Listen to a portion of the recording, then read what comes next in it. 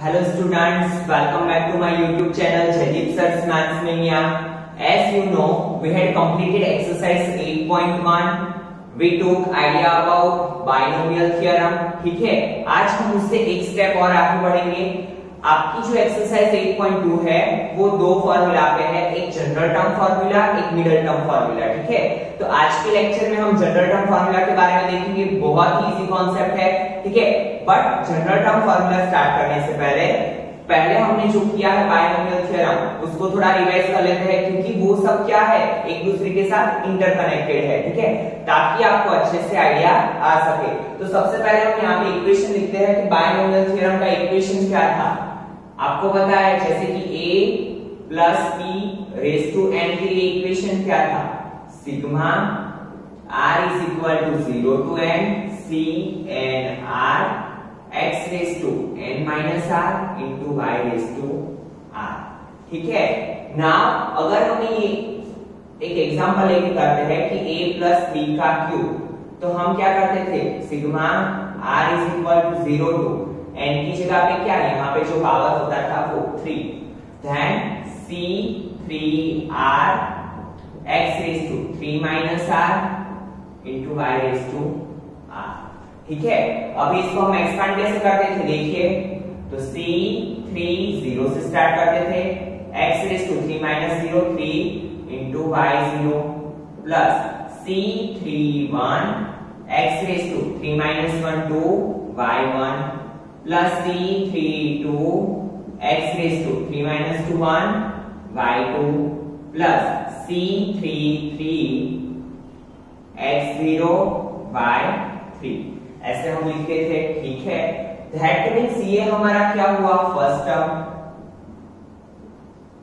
ये क्या हुआ, सेकंड टर्म, ये क्या हुआ, थर्ड टर्म, और ये क्या हुआ, fourth term.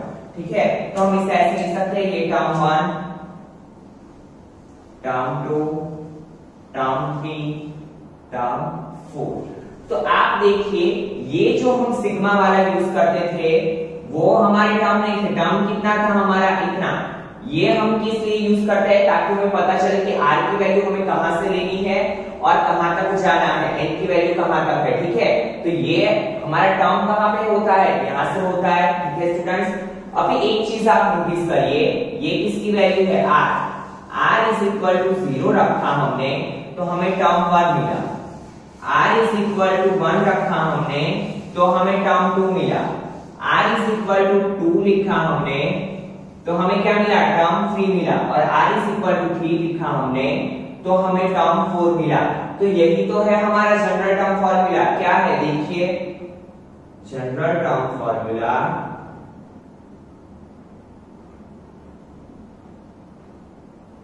Is equal to, यहां पे सबसे पहले लिख लेते हैं क्या है, c n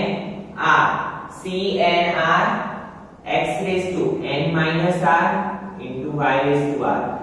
ये साइड इतना आएगा. बट यहाँ पे जैसे कि हमें टर्म 2 फाइंड करना है तो हम क्या करेंगे, r में कितना ऐड करेंगे, 1. क्यों, टर्म 2 फाइंड करना है, कब होता है, r इज इक्वल टू 1 पे हमें क्या मिला, टर्म 2. तो यहाँ पे क्या लिखेंगे, r plus 1, that means 1 plus 1 कौन सा टर्म मिलेगा, सेकंड वाला टर्म. अगर मैंने यहाँ पे ऐसा लिखा t is equal to r, यहाँ पे जैसे कि मैं हमें ऐसा बोला है, find fourth term of a plus b raise to 5. ठीक है, फोर्थ टर्म हमें फाइंड करना है तो हम क्या करेंगे, यहाँ पे क्या लिखेंगे, फोर्थ टर्म लिखा है, फोर्थ टर्म फाइंड करने को बोला है तो 3 प्लस 1. क्यों 3 प्लस 1 करेंगे तो हमें क्या मिलेगा, फोर्थ वाला टर्म. देखिए r की वैल्यू हम 3 रखते हैं तो हमें कौन सा टर्म मिलता है, फोर्थ टर्म. अगर r की वैल्यू हम 4 रखेंगे तो हमें कौन सा टर्म मिलेगा, फिफ्थ टर्म. तो जो भी टर्म हमें बोला है उससे हम एक क्या लेंगे, कम. r की वैल्यू क्या लेंगे, एक कम. क्यों, क्योंकि उसमें 1 ऐड करने से हमें जो चाहिए वो टर्म मिलेगा. तो आपका जनरल टर्म फॉर्मूला क्या है, t r plus 1 is equal to c n r x raised to n minus r into y raised to r. तो बहुत ही सिंपल सी चीज है, ये मैंने आपको बताया कि कैसे ये टर्म हमें मिलते हैं. जैसे कि हमें ऐसा बोला है 10th टर्म फाइंड करो, किसी भी इक्वेशन का 10th टर्म फाइंड करने को बोला है, तो r की वैल्यू क्या लेंगे हम 9, क्योंकि 9 + 1 क्या होगा 10। ठीक है, तो हमें कौन सा टर्म मिलेगा 10th टर्म। तो जो भी टर्म हमें फाइंड करने को बोला है r की वैल्यू हम क्या लेंगे 1 लेस देन द टर्म। ठीक है, क्योंकि उसमें 1 ऐड करने से हमें क्या मिल रहा है, हमें जो चाहिए वो टर्म मिल रहा है।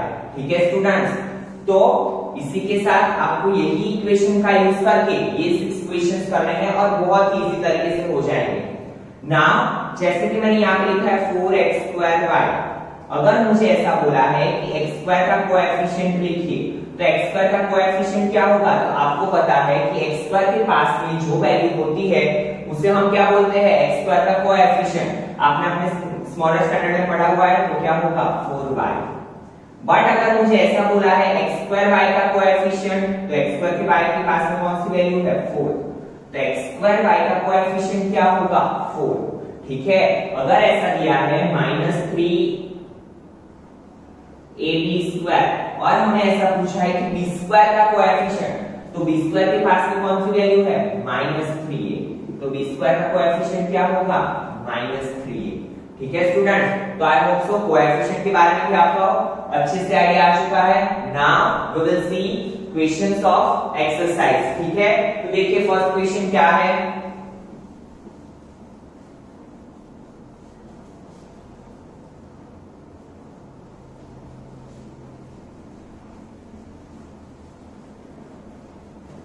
यहां पे सबसे पहले लिख लेते हैं जनरल टर्म फॉर्मूला।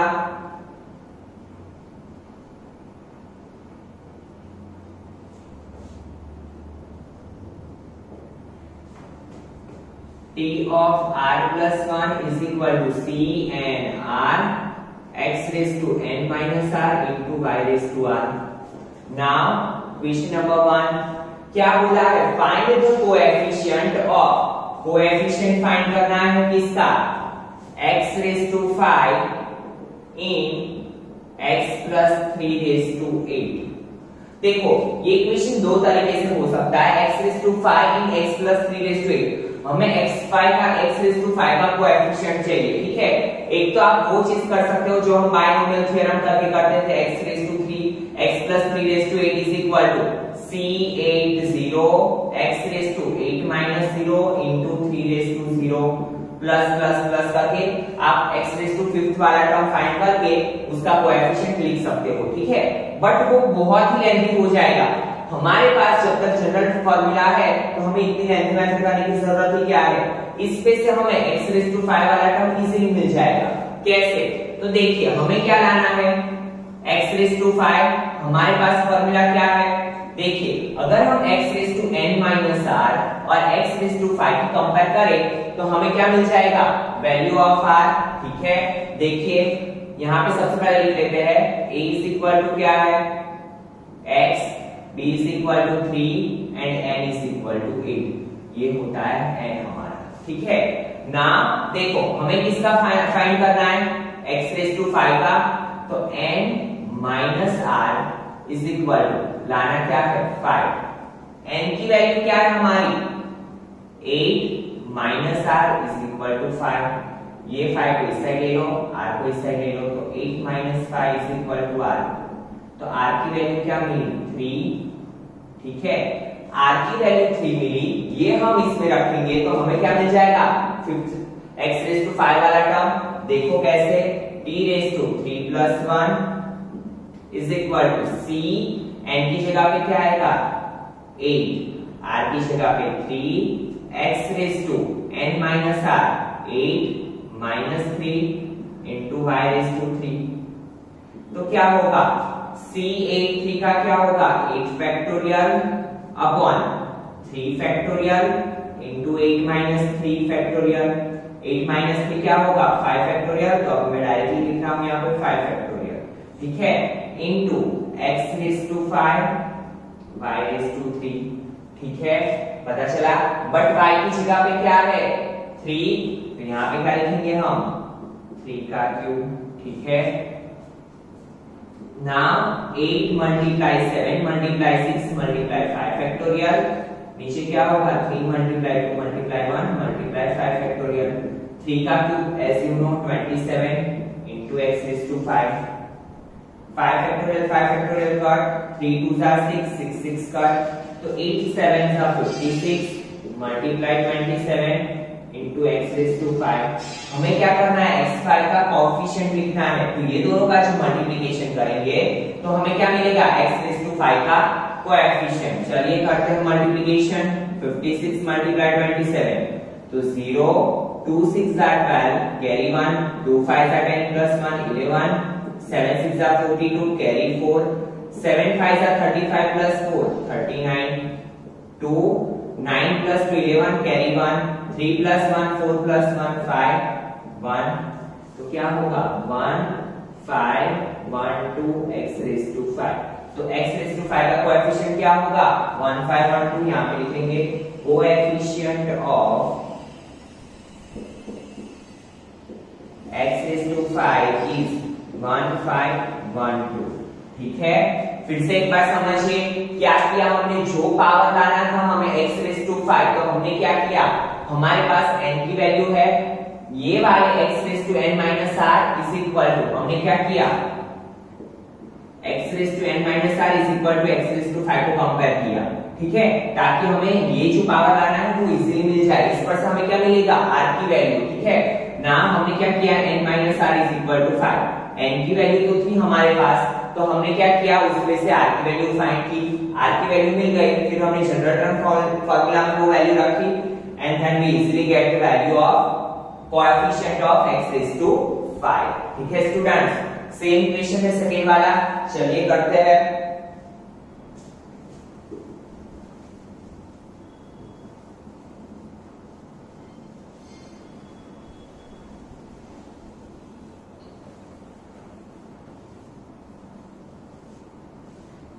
क्या करना है हमें a raised to 5 b raised to 7 in a minus 2b raised to 12 ठीक है हमें क्या करना है a raised to 5 to b raised to 7 का कोएफिशिएंट फाइंड करना है ठीक है तो सबसे पहले जो वैल्यू है वो लिख लेते हैं x is equal to a लिख लो y is equal to minus 2b and n is equal to 12 now हमें क्या चाहिए हम सिर्फ a का ही देखेंगे आगे वाले का a का ही देखेंगे ठीक है x का क्योंकि x के साथ हम इसकी कंपेयर कर लेंगे तो देखिए हमें क्या चाहिए 5 चाहिए ठीक है तो हम क्या करेंगे n minus r is equal to क्या है 5 ठीक है n minus r क्या किया हमने n minus r के साथ इसकी कंपेयर की n की value 12 minus r is equal to 5 तो 12 minus 5 is equal to r तो r is equal to क्या होगा 7 r की वैल्यू क्या मिल गई हमें 7 अब तो हम इजीली फाइंड कर सकते हैं इसका कोएफिशिएंट ठीक है तो देखिए t of r plus 1 is equal to c and r x raised to n minus r into y raised to r r की जगह पे क्या लिखेंगे हम 7 plus 1 c यहाँ पे क्या है 12 यहाँ पे 7 x raised to x की जगह पे क्या है वैल्यू हमारी a तो a raised to 12 minus 7 into y की जगह पे क्या है minus 2b raised to क्या आएगा 7 ठीक है r की वैल्यू क्या है 7 ना हम क्या कर सकते हैं यहाँ पे 12 फैक्टोरियल यहाँ पे क्या होगा 12 minus 7 5 factorial into 7 factorial into a raised to 5 into यहाँ पे हम क्या करेंगे minus 2 raised to 7 that means 2 का 7 पावर कितना होता है 128 ठीक है पावर ऑड नंबर में है तो ये वैल्यू क्या मिलेगी हमें negative into b raised to 7 तो a5 और b7 को साथ में कर लेते हैं 12 multiplied a1 multiplied 10 multiplied 9 multiplied 8 multiplied 7 का फैक्टोरियल नीचे 7 factorial 5 4 3 2 1 multiply minus 128 into a5 b7 ठीक है 7 फैक्टोरियल कट 4 2 सा 8 2 2 कट 3 3 सा 9 5 2 सा 10 ठीक है तो क्या आया 2 3 सा 6 11 6 सा 66 multiply 12 multiply -128 into a raised to 5 b7, ठीक है। तो देखिए 66 मल्टीप्लाई 12 0 6 1 था 6 6 1 था 6 2 6 है 12 कैरी 1 2 6 है 12 प्लस 1 13 2 6 प्लस 3 9 6 प्लस 1 7 792 के साथ किसका मल्टीप्लिकेशन करेंगे हम -128 का डबल 0 128 लिख लेते हैं 2 9 7 0 2 2 जा 4 2 9 जा 18 कैरी 1 2 7 जा 14 प्लस 1 15 8 2 जा 16 कैरी 1 8 9 जा 72 प्लस 1 73 कैरी 7 8 7 जा 56 plus 7 63 6 7 8 plus 2 10 plus 3 13 carry 1 9 plus 1 10 plus 5 15 plus 6 21 2 2 plus 7 9 plus 1 10 तो क्या आया 10 13 76, ठीक है।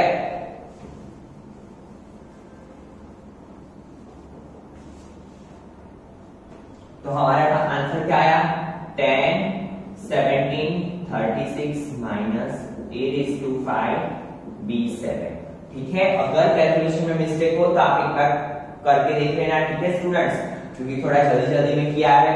फिर से एक बार ध्यान दीजिए क्या करना था a raised to 5 to b raised to 7 in a minus 2b raised to 12, that means इसका हमें कोएफिशिएंट लिखना था, ठीक है। अगर हमें ये वाला टर्म मिल जाए तो हम इजीली इसका कोएफिशिएंट लिख सकते हैं। ये वाला टर्म फाइंड करने के लिए हम क्या करते हैं n माइनस r के साथ इसके पावर की कंपेयर करते हैं, तो हमें क्या मिलता है r की वैल्यू। r की वैल्यू हम जनरल टर्म फॉर्मूला में डालते हैं, देन सिंपलीफाई, तो हमें क्या मिल गया coefficient of a raised to 5 to b raised to 7, ठीक है। तो ऐसे आपको कोई भी कोएफिशिएंट फाइंड करने को बोला हो, now you can easily find the value of this coefficient, ठीक है students. Now see question number 2, right the general term in the expansion of, सिर्फ हमें क्या लिखना है जनरल टर्म। ये तो बहुत ही इजी क्वेश्चन है, ध्यान दीजिए।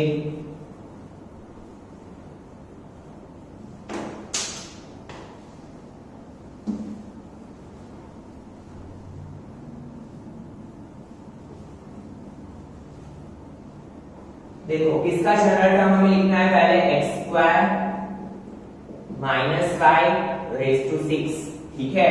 तो सबसे पहले हम लिख लेते हैं a इज इक्वल टू क्या है x square, b is equal to क्या है minus 5, n is equal to क्या है 6। नाउ जनरल टर्म फॉर्मूला क्या है हमारा b r plus 1 c n r x raise to n minus r y raise to r, ठीक है। Now you know that c n की जगह पे क्या है 6 r as it is, x raise to x की जगह पे क्या है x स्क्वायर, यहाँ पे a और b लिख देता हूं ताकि आपको इजीली पता चल सके, ठीक है। तो a की जगह पे क्या है x स्क्वायर, यहाँ पे n minus r as it is, b की जगह पे क्या है माइनस y और r की वैल्यू r, ठीक है। क्योंकि r की वैल्यू नहीं पता है, हमें सिर्फ क्या दिखाना है जनरल टर्म एक्सपेंशन करके दिखाना है। तो c 6r, यहाँ पे क्या लिख सकते हैं हम x raise to 2n minus r into, इसे हम ऐसे लिख सकते हैं y को -1 into y raise to r, ठीक है। नाउ -1 कांस्टेंट हम को आगे ले लेते हैं, -1 रेज टू यार इससे भी मिलेगा इससे भी मिलेगा, ठीक है। c 6r x raise to 2n minus r into y raise to r p of r plus 1। तो ये था हमारा आंसर, हमने जनरल टर्म को एक्सपांड कर दिया, ठीक है। बहुत ही इजी था, क्या किया हमने जस्ट वैल्यू पुट अप की इक्वेशन में और उसे एक्सपांड किया, ठीक है। नाउ उसका ही सेकंड इक्वेशन देखो, सेकंड इक्वेशन में क्या दिया हुआ है a is equal to x square, b is equal to -5x and n is equal to 12, ठीक है। Now put the value in equation, t of r plus 1 c and r x raised to n minus r y raised to r, ठीक है। Now see student, तो c n की जगह पे क्या है 12, यहाँ पे r, x की जगह पे क्या है यहाँ पे a और b लिख देते हैं फिर से ताकि कंफ्यूजन ना हो, x square n minus r into b की जगह पे क्या है -5x इंटू r, ठीक है, यहाँ पे क्या होगा C12R x raise to 2n minus r into क्या होगा, यहाँ पे अगेन हम लिख सकते हैं -1 इंटू y इंटू x, ये r इसे भी मिलेगा, इसे भी मिलेगा, इसे भी मिलेगा, ठीक है। -1 रेज टू r को हम बाहर ले लेते हैं, C12R x raise to 2n minus r into x raise to r into y raise to r, ठीक है। नाउ आपको पता है जब भी बेस सेम हो तो पावर का क्या होगा, एडिशन। तो यहाँ पे क्या लिखेंगे हम, -1 raise to r C12R x raise to 2n minus r plus r into y raise to r, minus r plus r cut, तो क्या होगा हमारा answer, -1 raise to r 12 C12R x raise to 2n into y raise to r, so it is our answer, ठीक है। Just क्या करना था आपको, इक्वेशन में वैल्यू पुट अप करके उसको एक्सपांड करना था, ठीक है। तो ये बहुत ही इजी इक्वेशन थे, फिर से एक बार समझिए हमने क्या किया, C12R जो n की वैल्यू है, n की वैल्यू n की जगह पे रखा, a की जगह पे x² इंटू b की जगह पे -5x, ध्यान यार दोनों को दिया, -1 रेज टू r को हमने बाहर निकाल लिया, x raise to 2n minus r into x raise to r into y raise to r, minus r plus r cancel out, तो x की वैल्यू क्या मिली, x raise to 2n into y raise to r, ठीक है। तो इसी के साथ आपका क्वेश्चन 4 भी कंप्लीट हुआ। नाउ सी क्वेश्चन नंबर 5, ये भी बहुत इजी क्वेश्चन है।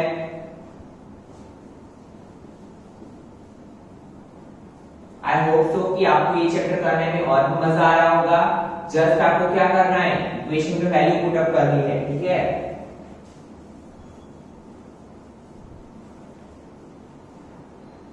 Find the fourth term in expansion of x minus 2y raised to 12, x minus 2y raised to 12, और कौन सा टर्म फाइंड करना है हमें, फोर्थ टर्म। अभी आपको पता है कि अगर हमें फोर्थ टर्म फाइंड करना है तो r की वैल्यू क्या लेंगे हम, 3, क्योंकि 3 प्लस 1 क्या होगा, T4, ठीक है। T4 फाइंड करना है, T4 कैसे होगा, T3 plus 1, that means r की वैल्यू क्या लेनी है हमें, 3, ठीक है।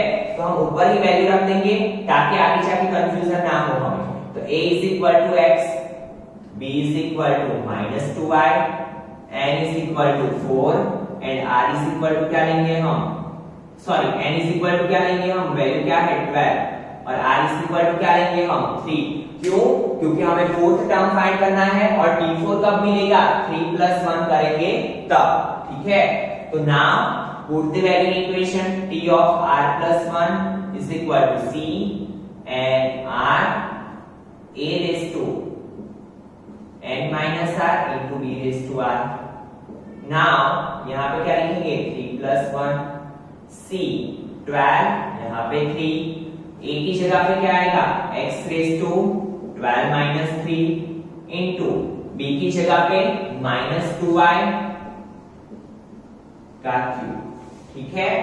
नाउ सिंप्लीफाई करते हैं, तो 12 फैक्टोरियल, इक्वेशन क्या है, n factorial upon n minus r into r factorial, 3 factorial 12 minus 3 factorial into x raise to 12 minus 3 क्या होगा, 9 इंटू यहाँ पे क्या होगा, -2 का क्यूब -8 इंटू y का क्यूब, ये क्यूब इससे भी मिलता है, इससे भी मिलता है, ठीक है। तो 12 मल्टीप्लाई 11 मल्टीप्लाई 10 मल्टीप्लाई 9 फैक्टोरियल, यहाँ पे क्या होगा, 3 multiply 2 multiply 1 multiply 9 factorial into -8 into x raise to 9 into y raise to 3, ठीक है। नाउ सी 9 फैक्टोरियल कट, ठीक है, 2 5 सा 10, 3 4 सा 12, तो 5 4 सा 20 into 11 into -8 into x raise to 9 y raise to 3, 11 8 सा 88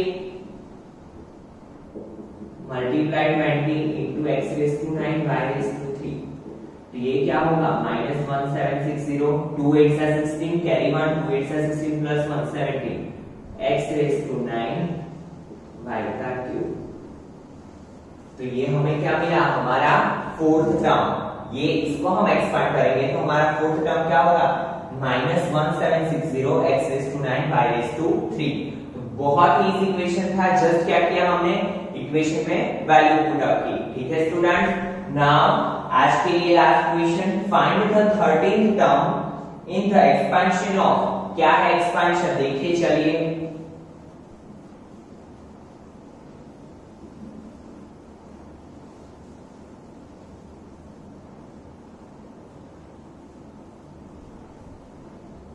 Find the 13th term in the expansion of, क्या है expansion, 9x minus 1/3 root x raised to 18।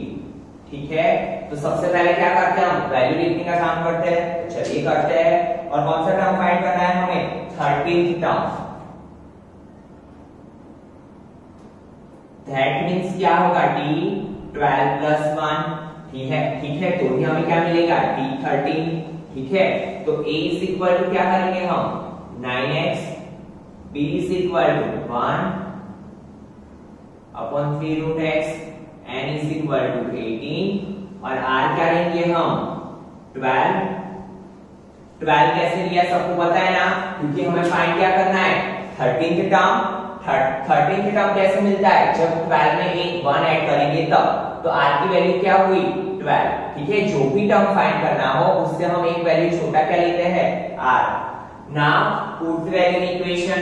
Equation क्या है हमारा, देखिए t 12 plus 1 is equal to c, n क्या है 18, r क्या है 12। नाउ c 18 12, a की जगह पे क्या आएगा, 9x 18 minus 12 into b की जगह पे क्या आएगा, -1/3 root x raised to, कितना आएगा 12। ठीक है, नाउ यू नो दैट यहाँ पे सिंप्लीफिकेशन होगा 18 factorial upon 18 minus 12 factorial into 12 factorial. 9x की कितने पावर होगी, 18 minus 12 6। आपको पता है ये 12 माइनस को भी मिलेगा, नीचे को भी मिलेगा, 1 को भी मिलेगा, इसको भी मिलेगा। अभी आपको पता है कि अगर पावर इवन नंबर में हो तो ये वैल्यू क्या हो जाएगी, पॉजिटिव। तो माइनस लिखने की अब जरूरत नहीं है। तो 1 के ऊपर तो चाहे जितना भी पावर हो क्या होने वाला है, 1 का 1। नाउ 3 रेज़ टू x को हम क्या लिख सकते हैं, रूट x को क्या लिख सकते हैं हम, 1/2 लिख सकते हैं। ठीक है, ऊपर 12। ठीक है, हमने क्या किया, ये पावर इसे दिया, ये पावर इसे दिया, और रूट x की जगह पर मैंने क्या लिखा, x रेज़ टू 1/2।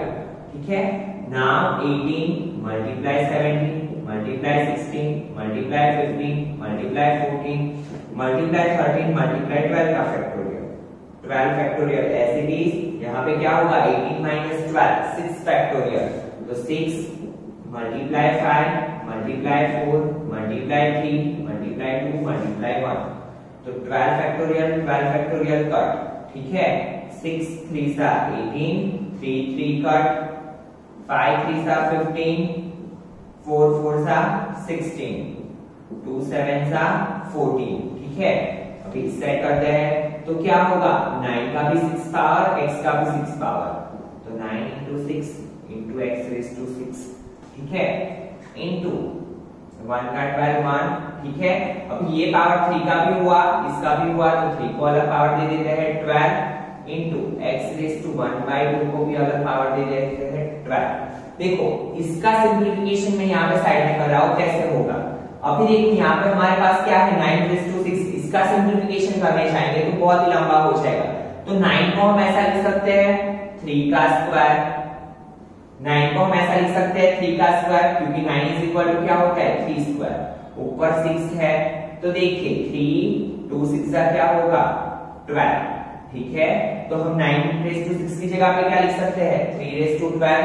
तो देखिए चलिए 17 मल्टीप्लाई 4 3 सा 12, 12 7 सा 84 multiply 13 multiply 3 raise to 12 into x raise to 6। अभी देखिए 2 6 सा 12, तो यहाँ पे क्या हुआ 1/3/12 into x raised to 6 3/12 3/12 cut x raised to 6 x raised to 6 cut. तो बचा क्या 17 मल्टीप्लाई 13 मल्टीप्लाई 84। चलिए मल्टीप्लिकेशन करते हैं। तो सबसे पहले 84 मल्टीप्लाई 13 करते हैं। 0 4 1 4 8 1 8 3 4 12 carry 1 3 8 4 24 plus 1 25 2 4 plus 5 9 8 plus 10 1092 के साथ इसका मल्टीप्लिकेशन करेंगे अभी 17 का। ठीक है 2 1 2 9 1 9 0 1 1 1 plus 7 2 14 carry 1 7 9 63 plus 1 64 carry 6 6 7 1 7 4 6 9 plus 6 15 carry 1 8 1। तो क्या है हमारा आंसर 18,564। ठीक है बहुत ही सिंपल सा क्वेश्चन था। फिर से एक बार समझिए क्या किया। इसको हमने a मान लिया, ये हमारा b है, n की वैल्यू 18।